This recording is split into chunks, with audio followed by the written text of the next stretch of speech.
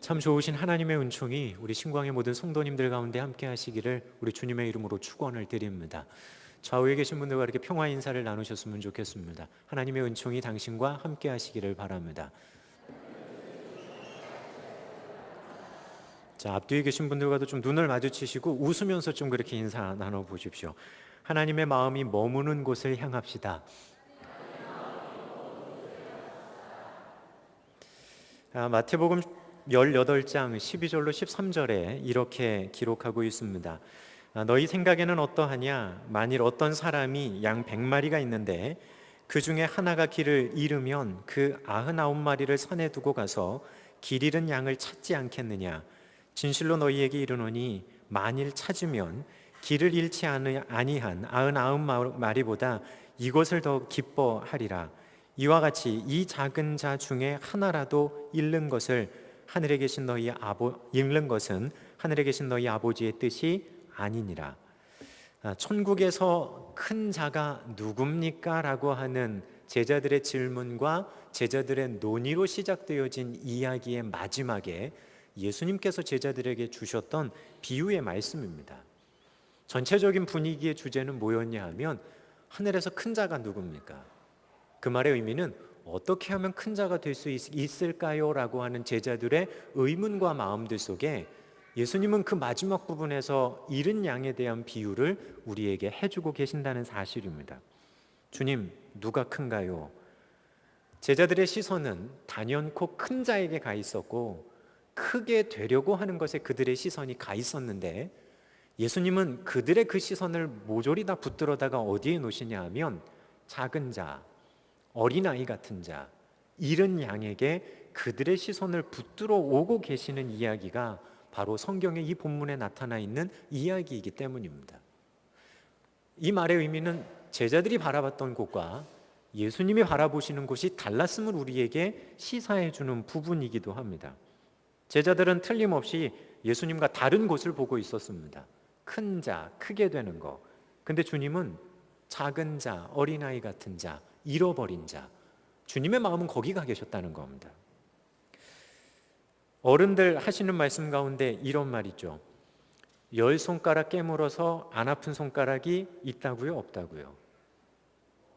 없다고요. 왜 이런 말을 사용하셨냐 하면 자녀들이 아무리 여럿 있어도 그 자녀에 대한 마음은 다 한결같아 라고 하는 의미에서 이 표현을 쓰십니다. 그런데 한번 대답해 보세요. 아프기는 다 아픈데 더 아픈 손가락이 있습니까? 없습니까? 이것도 어른들 마음이십니다. 물고 봤을 때 다 아프긴 한데 더 아픈 손가락이 있다는 거예요. 내가 다 배 아파서 난 동일한 아들이야. 그래 다 아프지 하지만 왠지 모르게 더 안쓰럽고 더 마음이 가는 자녀가 있습니다. 아이를 한둘 낳아서 기르는 지금의 시대에는 이해 못할 말이 되어졌는지도 모르지만 자녀를 향한 그래도 조금 더 안쓰러운 마음이 누군가를 향해 흘러가고 있는 부모님들의 마음을 그렇게 표현하고 있는지 모릅니다. 저는 여러분과 함께 나눈 그 마태복음 18장에 나오는 이 본문이 예수님의 그런 마음 아니셨을까라는 생각을 해보게 됩니다. 제자들도 사랑하고 그들의 시선도 인정해주고 다 좋은데 내가 지금 더 아파하는 사람들이 있으시다는 겁니다. 시선은 이곳에 가 있고 아내가 잘 되고 우리가 좀 커지면 얼마나 좋을까요? 그래, 자녀로서 그들의 그 마음도 이해하지만 내가 너희들을 사랑하는 것만큼 나에게 아픈 손가락이 있어. 그러면서 그들의 시선을 누구에게로 데려오시냐 하면 바로 주님의 그 아픈 손가락으로 그들의 시선을 옮겨오고 계시는지 모릅니다. 큰 자? 아니, 난 잃은 양이 있단다. 크게 되기를 원합니다. 나에게는 어린아이와 같은 사람들이 있단다. 진정한 부모에 대한 효 무엇일까요? 단순히 부모님에게 선물 많이 해드리고 뭐 해드리는 거 이전에 그 부모님의 아픈 손가락, 그 속에 해결되지 않는 그 안타까운 그 마음에 자녀들이 시선을 두고 그 마음에 함께 연해서 가는 거, 어쩌면 부모님은 그 마음을 바라고 계시지는 않겠습니까? 오늘 여러분과 함께 성경의 본문 말씀을 살피면서 좀 이 부분에 대한 이야기와 생각들을 저희가 좀 잠시 해보려고 합니다. 하나님을 아버지로 고백하는 자녀로서 그런 자녀의 정체성을 가지고 있는 우리가 안타까워하시는 그 아버지의 마음을 어떻게 시원케 해드릴 수 있을까? 오늘 성경의 본문은 아주 중요한 변화를 우리에게 이야기해 줍니다. 1차 전도 여정 후에 안디옥으로 돌아와서 사역하던 바울과 바나바가 그 다음 2차 전도 여정을 시작하는 것이 오늘 성경의 본문에서부터 출발하기 때문입니다. 그리고 오늘 성경의 이 본문은 예루살렘 공의회가 끝나고 그들 가운데 이야기되어졌던 논의가 정리된 다음에, 그리고 1차 전도 여정의 전도지에서 만났던 이방인 성도들에게도 공의회의 그 결정 결과가 얼마나 기쁨이 되고 위로가 될지를 알고 있는 바울의 입장에서는 당연히 그들을 향한 마음이 그의 속에서 샘솟아 나오기를 시작했을 겁니다. 며칠이라고 하는 이 여정들 속에 바울 사도의 마음 속에는 단순히 본인이 기반을 잘 닦고 편안하고 인정받고 지도자의 위치에 있는 그 안디옥 교회에서의 삶이 아니라 1차 때 흘러왔던 그곳에 남아있을 이방인 형제들, 이 동일한 내용이 전해졌을 때 그들에게도 기쁨이 되고 위로가 될 수 있는 이 말을 그들에게도 주고 싶어하는 그 마음이 사도 바울의 마음속에 샘솟아나기를 시작을 합니다. 그리고 그 마음에서 바울 사도는 2차 전도 여정을 떠납니다. 계획이 있어서 떠난 것도 아니고 무엇인가 이걸 통해서 자신이 이루고자 하는 자기 욕심을 가지고 떠난 것이 아니라 그의 마음은 어쩌면 한 가지입니다. 안쓰러운 겁니다. 제대로 된 지도자도 없이 그들은 그냥 그 도시를 거치면서 복음을 전해줬는데, 그 상황 속에서 복음을 지키고 살려고 몸부림치고 있는 그 사람들 향한 안쓰러운 마음, 바울의 마음은 그것에 사로잡혀 있는지 모릅니다. 그 마음에서 그는 2차 전도 여행을 떠납니다. 자, 1차 갔다 왔으니까 왜 한 번만 가, 2번 가자, 3번 가자, 횟수를 늘리는 데 목적이 있었던 것이 아니라 그에게는 그 안타까운 마음이 먼저 하고 있었다는 겁니다. 그 동기에서 바울 사도는 2차 전도 여정을 시작합니다. 2차 전도 여정의 그 출발하는 시점을 오늘 본문은 그렇게 말해주는 겁니다. 자, 적게는 4,500km를 걷고 최대 걸었던 길이를 산출해 보면 5,600km 정도의 여정을 이제 떠나는 겁니다. 물론 계획하고 떠난 건 아닙니다. 가봐야 되겠다라고 하는 마음으로 출발한 여정이 그렇게 길어졌습니다. 처음에는 단순히 자신이 1차 때 방문했던 사람들을 봐야지 라고 하는 생각을 가지고 출발을 했는데, 그의 여정은 점점 먼 곳으로 인도되어져 가기를 시작합니다. 터키의 중앙에 있었던 아나톨리아 고원을 지나서 무시아를 지나서 에게까지 이릅니다. 어디로 갈지 모르는 그 상황 속에서 환상을 보고 그가 네아폴리를 거쳐서 마게도냐로 들어갑니다. 빌립보에 갔다가 데살로니가로 갔다가 남쪽의 아가야로 도망와서 아덴과 고린도를 거쳐서 배 타고 에베소를 통해 귀환하는 그 3년이라고 하는 여정이 여기서 출발하는 겁니다. 3년의 여정을 가야지, 이렇게 계획해야지가 아니라 그는 안타까운 마음에 그 형제들을 보고 싶어하는 마음에서 출발한 여정이었다는 겁니다.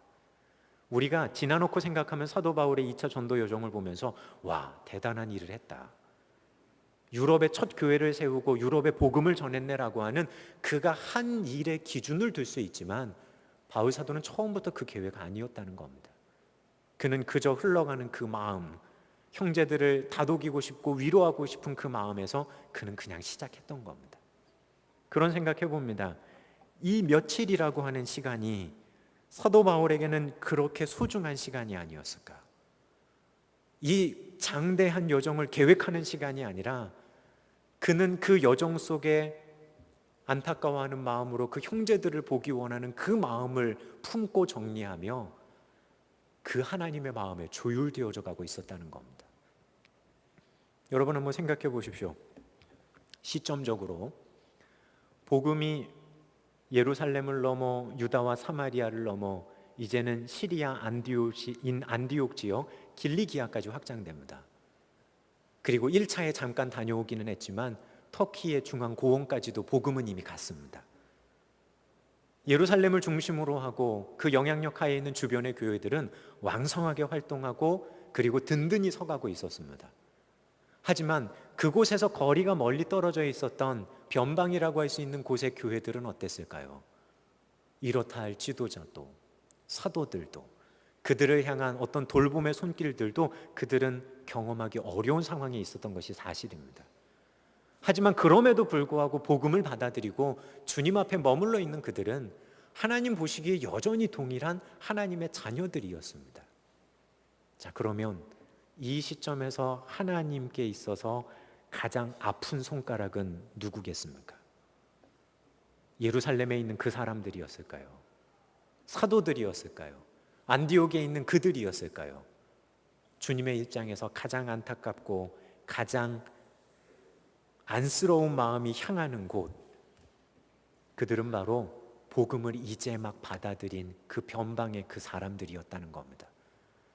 이 며칠을 통해서 어쩌면 바울은 하나님의 그 안타까운 마음을 느끼고 있는지 모릅니다. 본인이 있던 안디옥의 그 편안함과 그곳에서의 화려하게 하는 사역이 아니라 그의 마음이 하나님의 지금 그 아픈 손가락을 향해, 이미 자신이 거쳐온 그곳을 향해 지속적으로 그의 마음이 움직여져 가고 있었는지도 모릅니다.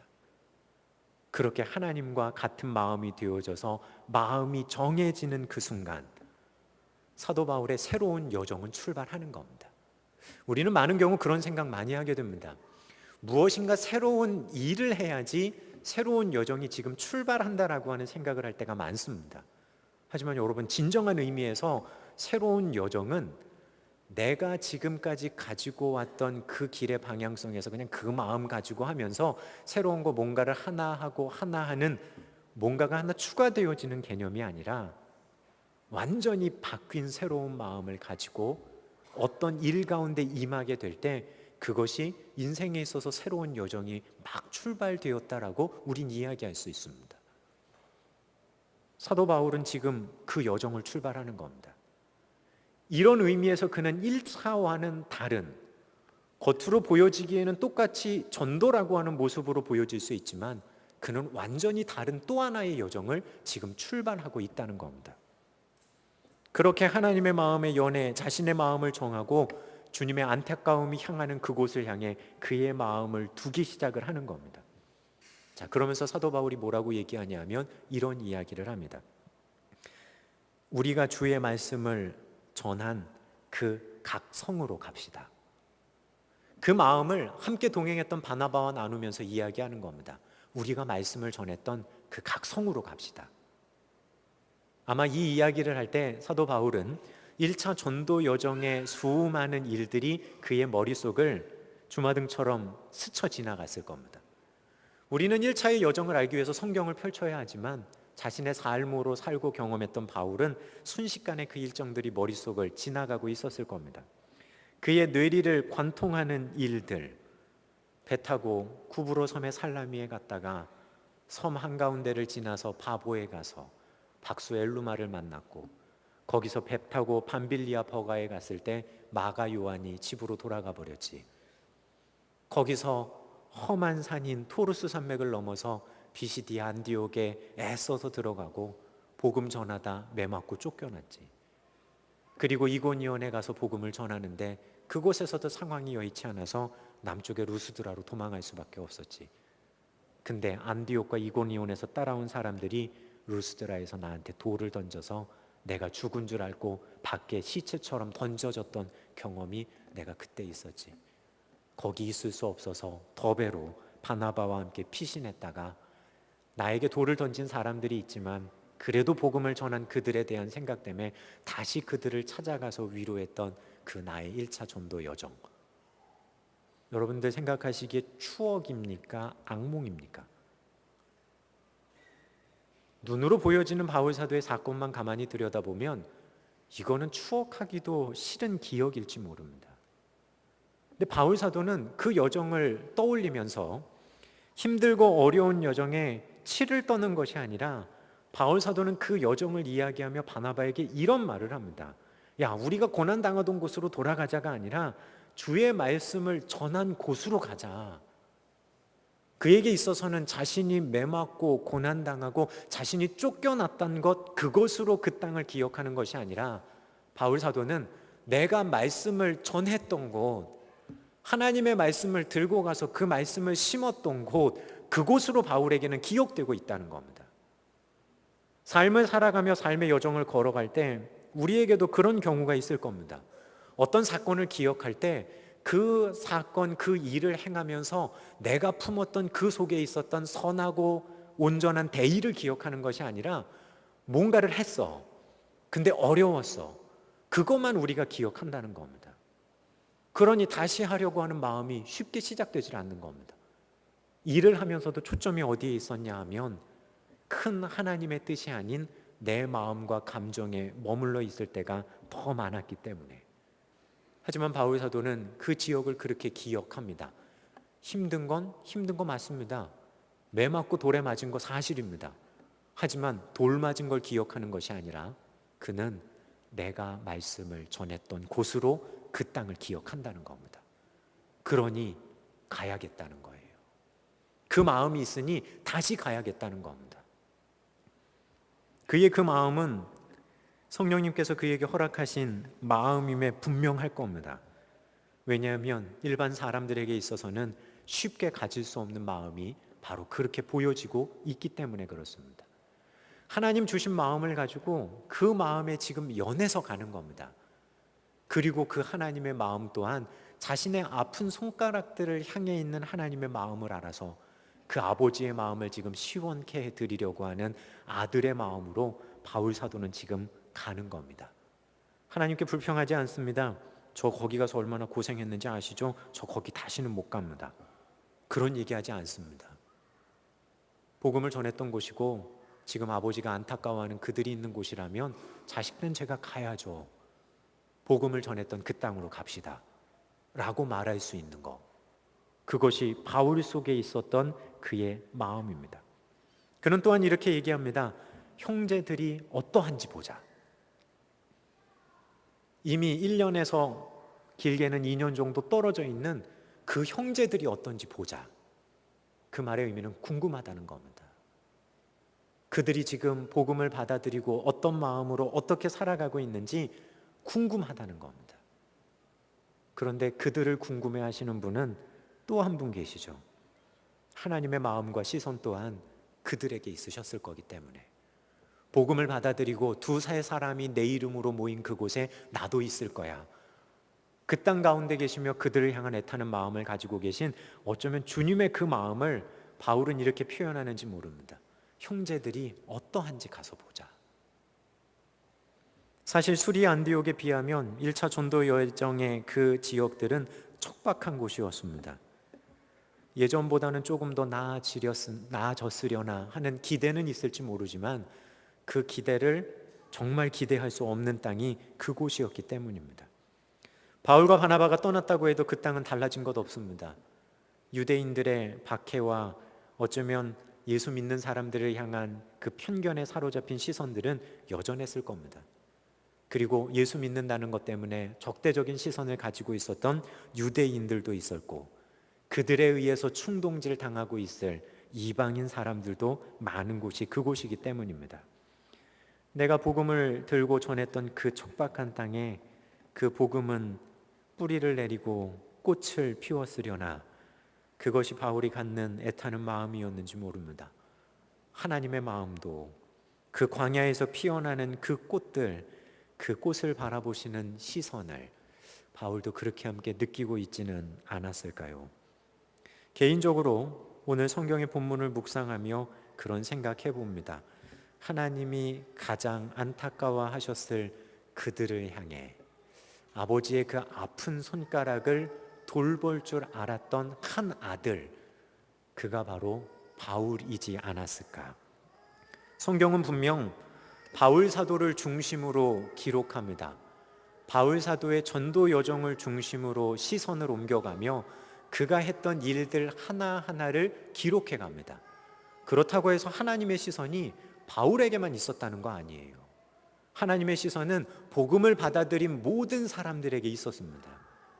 그 하나님의 시선이 예루살렘을 향하기도 하고 안디옥을 향하기도 하고 길리기아 다소를 향하기도 하고 아나톨리아 고원에 있었던 그 이제 막 복음을 받아들인 갈라디아 지역의 사람들을 향하기도 하고, 그 모두를 향한 하나님의 시선이 있으신 가운데 하나님의 그 애타고 안타까운 마음은 그 갈라디아 지역에 있는 그들에게 더했을 것이 분명하기 때문입니다.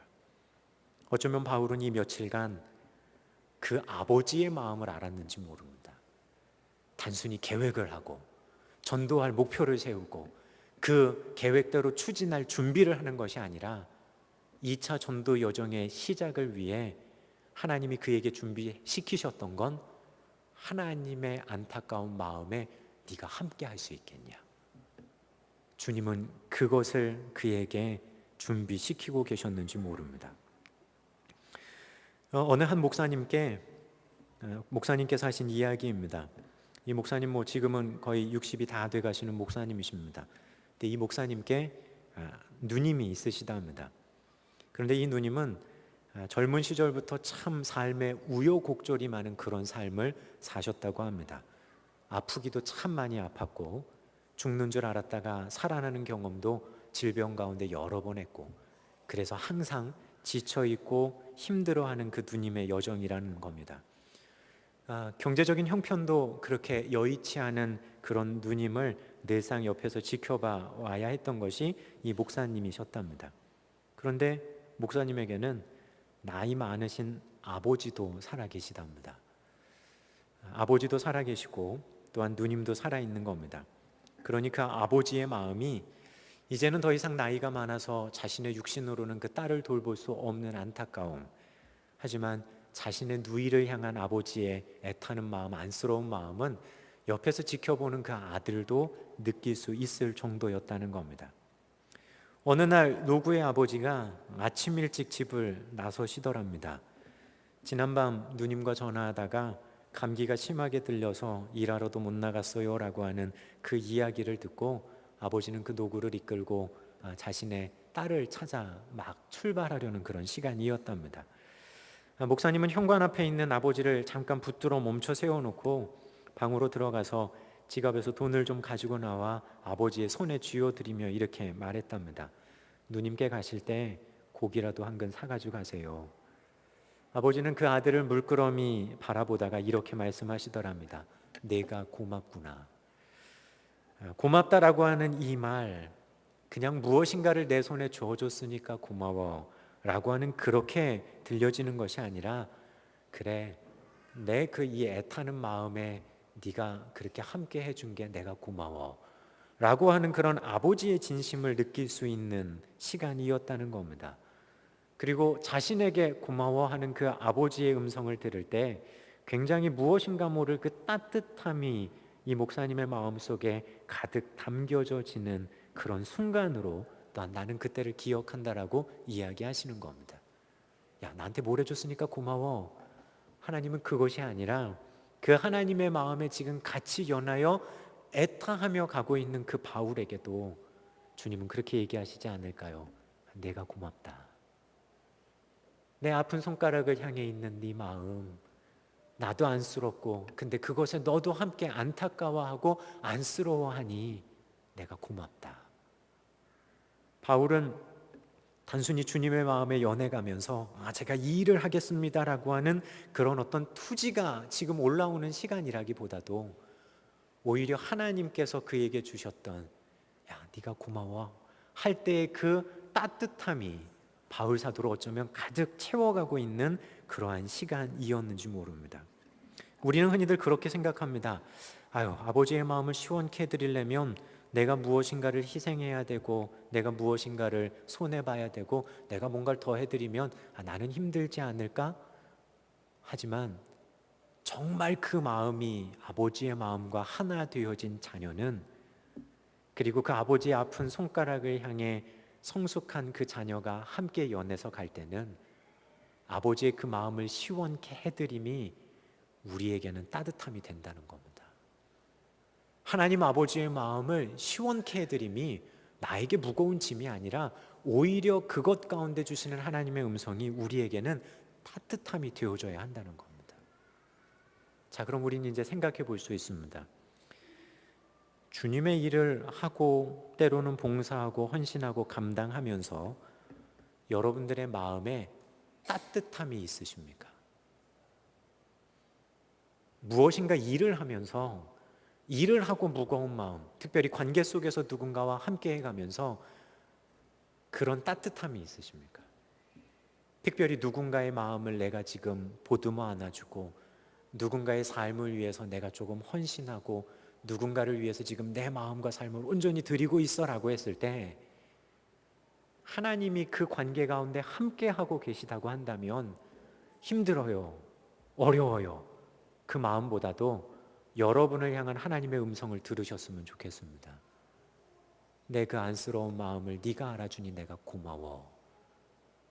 그 말씀 한마디가 우리에게는 따뜻함이 될 겁니다. 힘들고 어려움 가운데 주시는 따뜻한 음성이 될 거기 때문입니다. 오늘 바울 사도는 주님의 그 마음 알고 가는 것 같습니다. 2차 전도 여정 단순히 거창하게요, 앞으로 몇 킬로를 걸어가야 되고 몇 개의 도시를 지나가야 되고 가면서 무슨 일을 할 거고 한 일이 아니라 출발하는 그의 마음이 하나님 앞에 어떤 마음이었고 그 바울을 지켜보시는 아버지의 마음은 어떠셨을지를 우리는 먼저 생각해야 되기 때문입니다. 사랑하는 신광의 성도 여러분, 성숙한 성도로서 하나님을 아버지로 고백하는 자녀들로서 하나님의 아픈 손가락이 어딘지를 생각하는 우리 모두가 되어줬으면 좋겠습니다. 누가 더 큰지, 더 높아지려고 하는 그 자리, 남들이 보기에 난 좀 이래라고 하는 그곳에 우리의 시선을 두는 게 아니라 애타고 안쓰러워하시는 하나님의 시선을 따라 우리의 시선이 옮겨갈 수 있는 것, 예수님이 원하셨던 모습이었고 또한 오늘 성경의 본문에 바울 사도가 가지고 있었던 그의 시선의 방향이었음을 우리는 잊지 말아야 합니다. 저는 개인적으로 말씀을 준비하며 그런 소망을 갖습니다. 우리 신광의 성도들이 그렇게 여러분들의 마음의 시선을 옮겨갈 때 하나님, 우리 성도들 삶과 마음 속에 하나님 들려주시는 그 따뜻한 음성을 듣게 해주십시오. 무거움으로 내가 하나님의 일 하고 있어가 아니라 아버지의 마음과 연해져서 네가 고맙구나라고 하는 그 따뜻한 음성을 들을 수 있다면 그러면 그곳으로 족하다는 겁니다. 아버지께 뭘 더 요구하시겠습니까? 네가 고맙다라고 하는 말씀에 앞으로는 이런 일 하지 마세요라고 얘기하시겠습니까? 네가 고맙다라고 하는 말씀에 오히려 더 반응하지 않겠습니까? 주님의 자녀로 그렇게 성숙함으로 아버지의 마음을 헤아려 드릴 수 있는 그렇게 조율되어져 가는 귀한 한 주간 되시기를 주님의 이름으로 축원을 드립니다. 함께 나눈 말씀을 가지고 우리 다 함께 거듭의 기도를 잠깐 드리도록 하겠습니다. 이 시간 여러분들 함께 기도하실 때 혹시 주님, 높은 곳을 바라보고 있는 우리의 시선이 있고 높아지려는데 우리의 마음이 있다면 낮은 곳을 향해 계시고 연약한 곳을 향해 계시고 잃은 양을 향해 계신 하나님의 시선을 저희가 늘 기억하게 해주십시오. 우리의 그 시선이, 우리의 마음이 하나님의 시선과 그 하나님의 애타는 마음에 연하여질 수 있게 해주십시오. 그래서 주님의 마음 시원케 해드리는 성숙한 자녀, 그리고 아버지의 그 따뜻함을 느낄 수 있는 저희 모두가 되게 해주십시오. 우리 시간 다 함께 거듭의 기도를 드리도록 하겠습니다. 기도하겠습니다. 사랑해 주님, 주신 말씀 속에 우리들이 걸어갈 방향들을 봅니다. 우리들이 관심 가져야 하고 기도해야 될 제목들을 먼저 봅니다. 주님, 우리의 기도가 하나님을 향한 우리의 아뢰미, 높은 곳, 더 많은 것에 있는 것이 아닌 우리 하나님의 애타는 마음들, 안타까운 마음을 향해 함께 연하여 갈 수 있도록 주님, 우리의 마음을 이끄시고 우리의 시선을 움직여 가시기를 바라고 소망합니다. 신앙의 여정을 걸어가며 어떤 일을 이루었다는 성취감 이전에 하나님이 우리에게 맡겨주신 그 일들 가운데 나가며 우리를 향하신 하나님의 마음을 느끼고, 또한 우리를 향하신 하나님의 따뜻한 마음들 속에 더욱더 주님과 하나 되어질 수 있는 귀한 믿음의 성도들 되도록 주님 지켜주시고 인도하여 주옵소서.